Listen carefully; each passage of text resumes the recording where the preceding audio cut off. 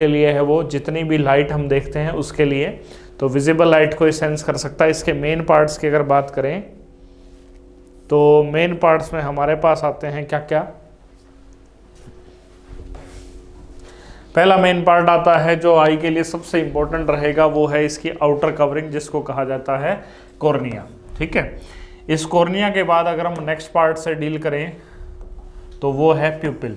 तो कॉर्निया जो है वो वाइट लेयर होती है जो क्या करती है, लाइट के एंटरिंग में हेल्प करती है। इसके फिर हम डिटेल देखेंगे वर्किंग में। इसके बाद आता है प्यूपिल।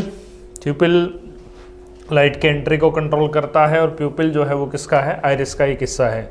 तो कॉर्निया, आइरिस और प्यूपिल ये तीन हमारे मोस्ट इंपॉर्टेंट पार्ट है आई के। नेक्स्ट हम चलें तो हमारे पास एक लिक्विड है जिसका नाम है विट्रस ह्यूमर, एक्वस ह्यूमर, और एक और लिक्विड है जिसका नाम है विट्रस ह्यूमर। तो ये दो लिक्विड बेसिकली काम करते हैं और रिफ्रैक्शन में हेल्प करेंगे। इसके बाद जिस लेंस से ये लाइट पास होती है उसको बोलते हैं आई लेंस, या फिर इसको कहा जाता है क्रिस्टलाइन लेंस। ठीक है, ये बड़ा होता है असल में मसल से, और इसमें हम यूज करते हैं कन्वेक्स लेंस। तो कन्वेक्स लेंस की मदद से ये देखा जाएगा, और मसल्स के अंदर ये लेंस हेड होता है। इस मसल्स का नाम क्या है, सिलेरी मसल्स है। इसके बाद आता है रेटिना। ठीक है, और रेटिना के बाद आती है ऑप्टिक नर्व, जिससे सारा सिग्नल कहाँ तक जाएगा, ब्रेन तक जाएगा। तो ह्यूमन आई जो है वो रिजेंबल करती है कैमरे से, लेकिन थोड़ा बहुत डिफरेंस दोनों की वर्किंग में आता है। तो वो डिफरेंस हम फिर आगे पढ़ेंगे, जिससे रिलेटेड एक क्वेश्चन कल हमने पेपर में देखा भी था। तो ह्यूमन आई के सबसे पहले पार्ट के अंदर आते हैं, तो सबसे फर्स्ट पार्ट है इसका जिसका नाम है बेटा कॉर्निया। ठीक है, ये आई का बिल्कुल फ्रंट पार्ट है और ब्लज आउट है। ब्लज आउट का मतलब थोड़ा सा ये बाहर की तरफ है। ट्रांसपेरेंट पोर्शन है आई बाल का, लाइट जो है वो इसी के थ्रू एंटर करती है, और इसी थिन मेम्ब्रेन को क्या कहा जाएगा, कॉर्निया कहा जाएगा। एक इसके बाद और है कि most of the refraction of light जो है वो इसी के द्वारा होता है। तो लगभग ये लाइट जो एंटर करती है उसका 67% जो है वो इसी के थ्रू टेक प्लेस होगा। तो रिफ्रैक्शन में कौन हेल्प करेगा सबसे ज़्यादा, ये कॉर्निया हेल्प करता है। उसके बाद आता है लिक्विड जिसका नाम है एक्वस ह्यूमर। ये एक वाटर लिक्विड है जो फिल्ड करता है कॉर्निया और लेंस के बीच में। इसका फंक्शन जो है वो मेंटेन करता है एक तो प्रेशर, और दूसरा ये न्यूट्रिएंट्स और मॉइस्चर प्रोवाइड करेगा टू द आई को। तो ये इसका मोस्ट इम्पोर्टेंट पार्ट इसमें रहेगा लिक्विड के लिए। तो एक तरह से हमारी शेप को भी मेंटेन करने में हेल्प करता है। तो ये आता है हमारे पास जिसका नाम है एक्वस ह्यूमर। करें बेटा नेक्स्ट आगे, नेक्स्ट स्लाइड ले।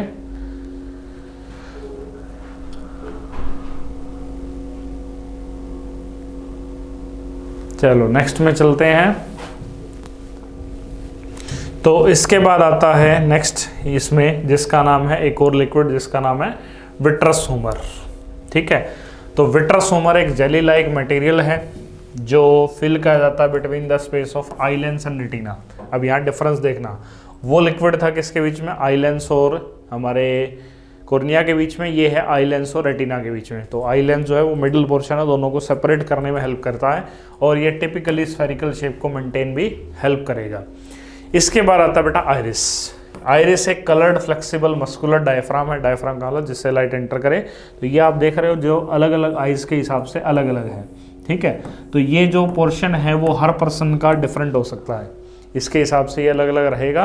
तो आइरिस जो है इसका मेन काम क्या है कि ये कलर भी प्रोवाइड करता आई को। इट प्रोवाइड कलर टू आई, कि ये आई को कलर भी देता है और साथ साथ ये कंट्रोल करता है साइज ऑफ प्यूपिल को भी। ठीक है, तो ये हमारे लिए रहेगा किसमें, आइरिस में। तो आइरिस जो है वो हर पर्सन टू पर्सन वेरी कर सकते हैं, कुछ बार सेम भी होती है। लगभग ब्राउन और ब्लैक जो है वो हमारे मोस्ट कॉमन आइरिस हैं। इसके अलावा ब्लू और ग्रीन और इस तरह के भी हमें आइरिस देखने को मिलते हैं। नोट करो बेटा फटाफट, फिर आगे चलते हैं नेक्स्ट पार्ट की तरफ।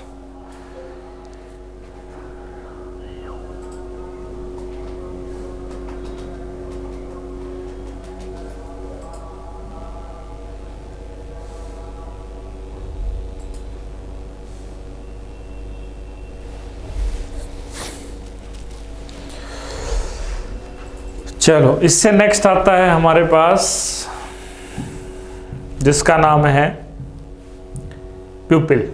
ठीक है, प्यूपिल क्या है? प्यूपिल एक स्मॉल ओपनिंग है। स्मॉल ओपनिंग कैसे? आइरिस के बाद जो एक छोटी सी ओपनिंग हमें दिख रही है ये वाली, जिसके अंदर से सारी लाइट होके अंदर जाएगी, तो ये एक ओपनिंग है आइरिस, जिसका नाम क्या है? प्यूपिल है। लाइट फॉलिंग जो है इनसाइड इसी की हेल्प से आगे जाएगी, ठीक है ना।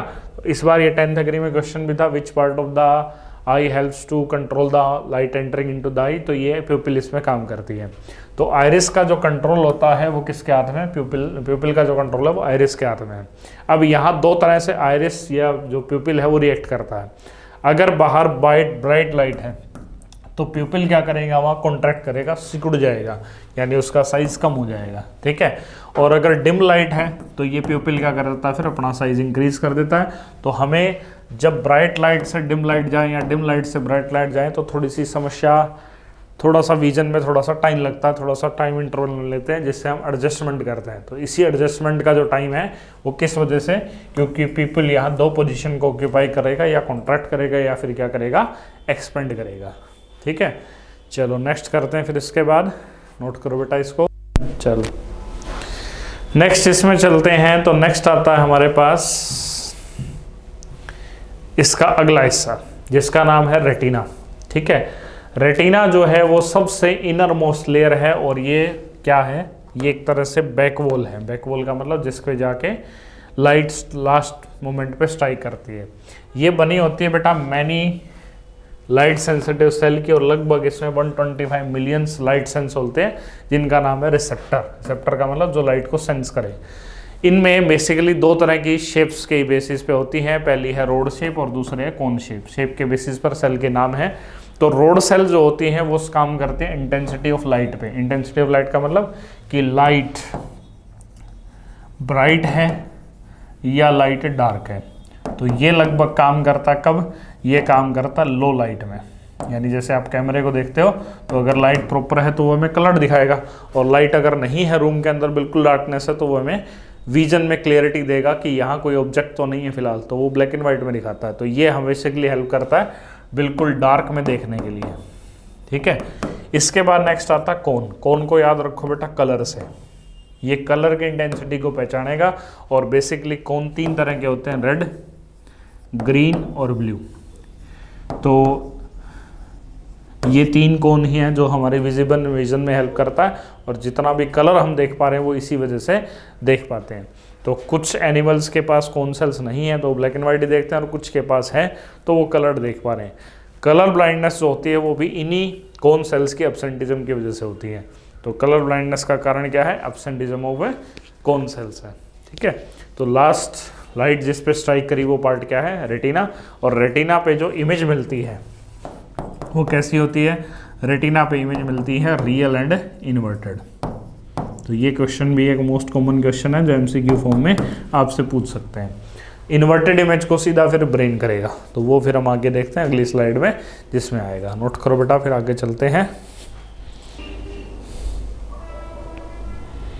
हो गया बेटा? चलो इससे नेक्स्ट अगर हम आए तो हमारे पास है ऑप्टिक नर्व, ठीक है। ऑप्टिक नर्व जो है वो बेसिकली हेल्प करती हैं क्या? इसके अंदर वेरियस नर्व टिश्यू हैं। तो आपने नर्व सेल्स पढ़ोगे बायो में, तो नर्व सेल बेसिकली क्या होती है बेटा? ये वो एक तरह से टिश्यूज हैं जो क्या करती हैं, जो सिग्नल लेके जाते हैं रेटिना टू किसके लिए? ब्रेन के लिए।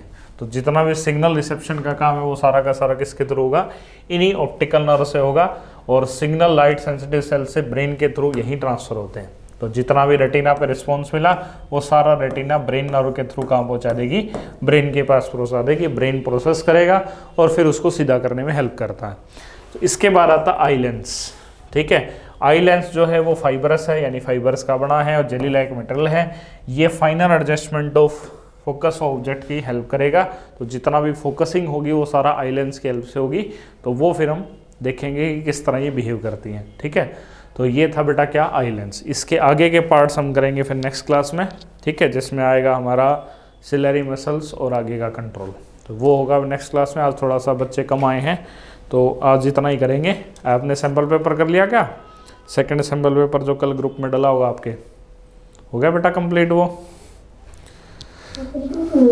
हाँ जी, कंप्लीट नहीं किया। चलो कर लो फिर उसको कंप्लीट एक बार, उसके बाद फिर हम थर्ड शुरू करेंगे ना, तो आपका सेकंड क्लियर हो उसके बाद हम फिर थर्ड पे नंबर चलेंगे। उसको एक बार कंप्लीट कर लो, कोई क्वेश्चन अगर अदर सब्जेक्ट का भी है तो वो भी डिस्कस हो जाएगा फिर क्लास में। ठीक है, चलो आज इतना ही करेंगे, कल फिर इसको कंटिन्यू करते हैं।